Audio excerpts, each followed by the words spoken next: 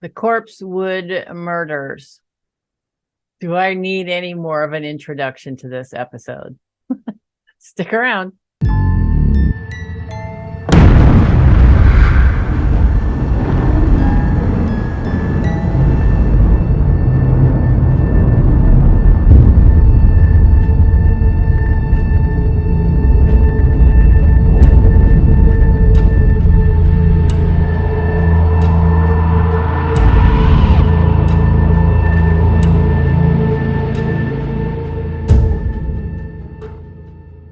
Welcome back to another episode of Sex Nerd Podcast, Just the Tip with Dr. Vic. My name is Dr. Victoria Hartman, and today I'm going to continue my true crime series.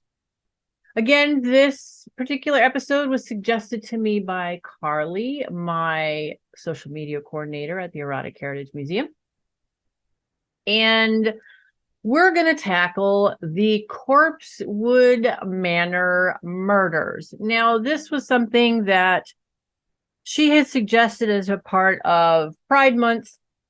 And I just didn't get around to it during Pride Month because I was busy with other projects. So this is a really interesting case. I'm not actually going to be talking about a serial killer today, but instead, we're going to talk about this murder itself and the myths that have developed around it, the original crime scene and what led up to it. And it's just a really interesting true crime story. So with that, let's dive in.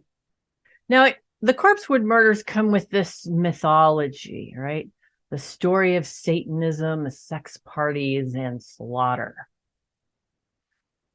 Let's look behind the scenes, though, a little bit. So we're going to start off in 1982 in December. Charles Shutter and his partner, Joseph Odom, were brutally murdered in their Corpsewood home by two acquaintances in a drug-fueled robbery gone awry. Now, one of the interesting facts about the Corpsewood Manor is they had a gargoyle on the exterior of their home. Now, a lot of goth people have gargoyles. Well, this one happened to be very large and very pink. Now, Charles Shutter was a doctor, and he came from a wealthy family and worked as a professor of pharmacology at Chicago's Loyola University. A good job by his own definition. He was described by others as being brilliant, polished, soft-spoken, but confident. He eventually grew fed up with city life and in 1976 left the luxury of his Chicago mansion in pursuit of a simpler life. Now, at the time he was 50 years old, he chose an isolated spot in the North Georgia woods to begin a new life. And part of that new life that he started was shared by his lover, Joe Odom. And they constructed a new residence by hand in the depths of the forest. Shutter said, within short 2 years, we were living in an elegant mini castle. Now, they called it the Corpsewood Manor because of the hauntingly bare autumn trees that dotted the area. Another part of this interesting tale is they built a 2-story chicken house. Now, the first floor was for poultry and food storage, the second for canned goods and the couple's apparent extensive pornography collection, and the third story was for their pink room, which was also known as their pleasure chamber. Being gay wasn't the only thing, or having a gay relationship wasn't the only thing that Shutter was keeping a secret. He was also an official member of the Church of Satan. There was, in fact, more to this soft-spoken doctor who was secretly gay and a Satanist that met the eye. Now, even at Loyola, Shutter's work was not that of a typical academic. For one, he performed government-funded experiments with mind-altering drugs like LSD. He dyed his hair purple, not that unusual these days, and he kept a pet monkey. When he left Loyola for Corpsewood Manor, he took a few souvenirs with him, including some human skulls and 12,000 doses of LSD. Shutter and Odom had two mastiffs, Beelzebub and Arsenoth. one named for a demon, obviously, and the other for an H.P. Lovecraft character. Now, some of the mythology around Corpsewood Manor was that the local legend said that the pair summoned a real demon to assist the dogs in guarding the house. Now, they decorated Corpsewood Manor with various Gothic paraphernalia, something close to my heart, including skulls that Shutter had swiped, and a pink gargoyle, like I mentioned earlier in the picture you saw, and I'll put it right back up here. He had brought those from his old mansion, or the gargoyle he had brought from his old mansion. He thought to himself of Corpsewood Manor, he stated this apparently, it's more like a mausoleum, a tomb requiring care, cleaning, and endless costly repairs. Now, apparently, Shutter also fashioned a stained glass window adorned with the prophet known as Baphomet.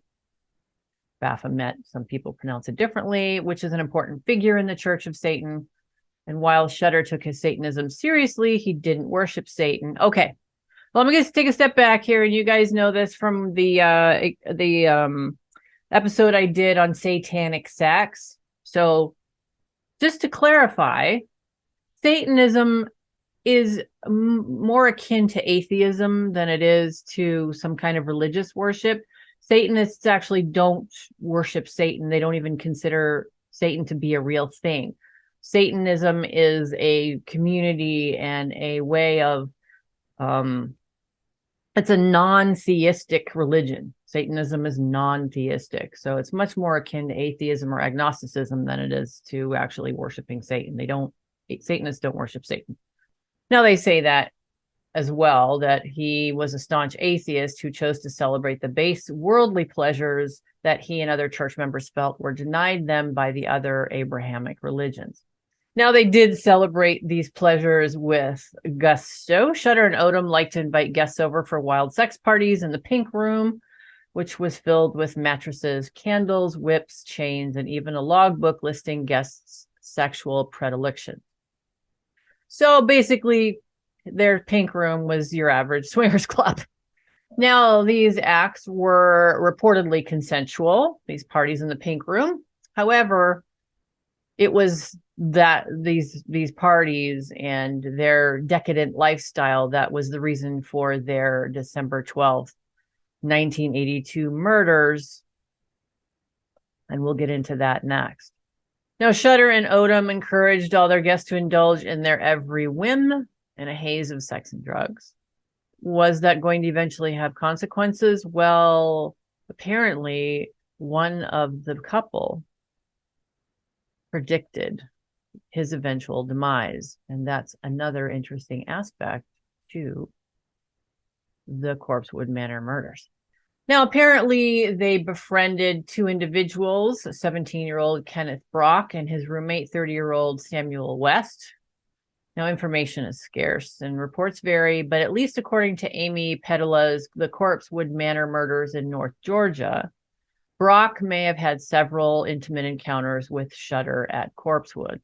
Other accounts claim that Brock had merely gotten permission from Shutter and Odom to hunt on their property, and after befriending them on their sprawling estate, came to believe that they were much wealthier than they actually were. Nonetheless, some kind of relationship developed between these four individuals. Now, according to the author of this book, West, Brock's roommate, objected strongly to any kind of sexual activity with the older couple, though Brock may have invited it. Not sure. He may have also convinced Brock that he'd been taken advantage of by Shutter. Now, this is West, his roommate. Again, whether Brock actually had been taken advantage of continues to be unclear. Nevertheless, Brock and West decided to return to Corpsewood to rob Shutter and Odom. Now, in conjunction with two other teenagers, they headed to Corpsewood Manor on December 12th, 1982, with guns in tow. Now, originally, they were just acting as though they were there to hang out, and they accepted Shutter's offer of homemade wine, as well as a potent huffing mixture of varnish, paint thinner, and other chemicals. Seriously, don't ever snuff anything or huff anything. Sorry, snuff. Don't ever huff anything with varnish, paint thinner, or chemicals in it, okay? Don't. Just don't do that. Well, at some point, apparently in this evening, Brock got down to business. He retrieved the rifle from the car and promptly shot Odom and the two dogs. The dogs, really?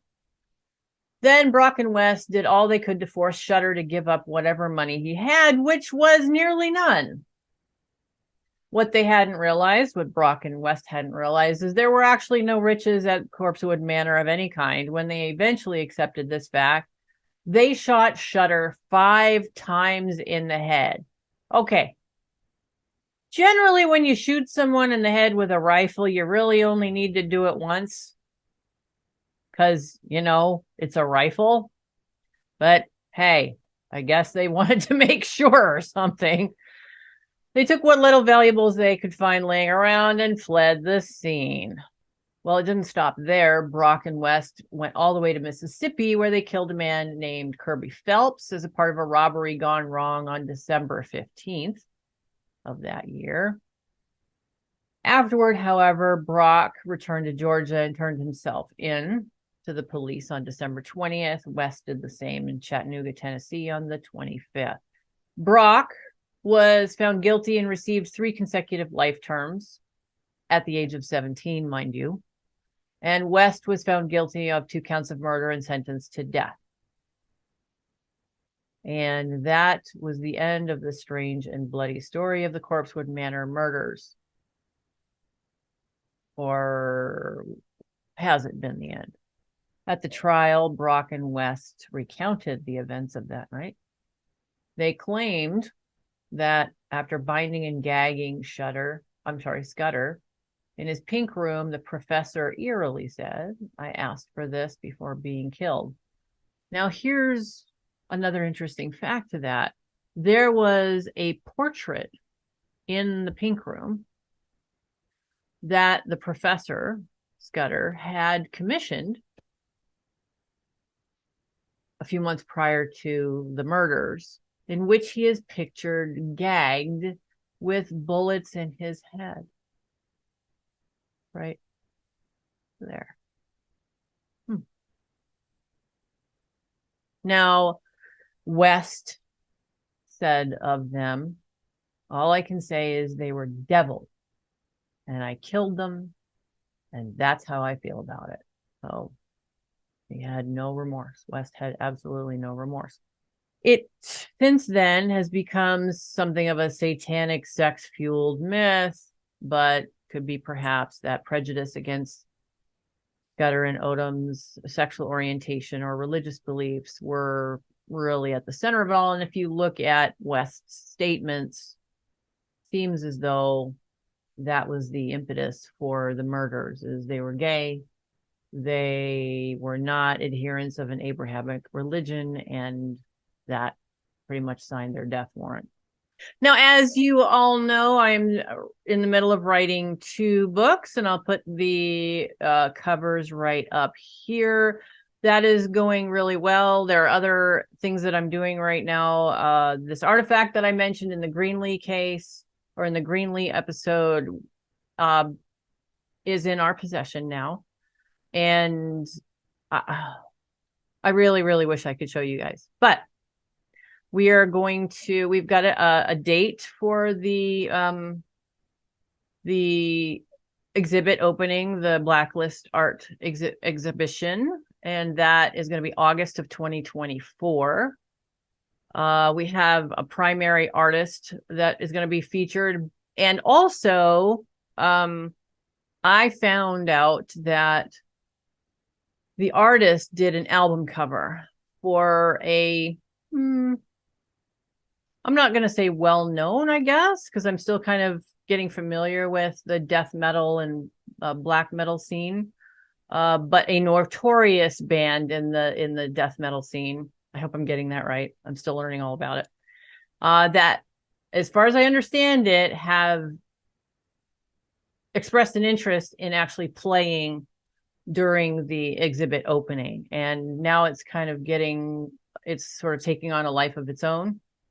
And I'm getting help from an incredibly wonderful and special person. So, who's also a musician. So there's all kinds of stuff that's coming together around this exhibit. And I'm really, really excited to tell you guys about it, but I can't yet. So with that, I'm going to end for today. This was really an interesting episode for me to research for a number of different reasons, because it included a bunch of elements that, I've talked about previously.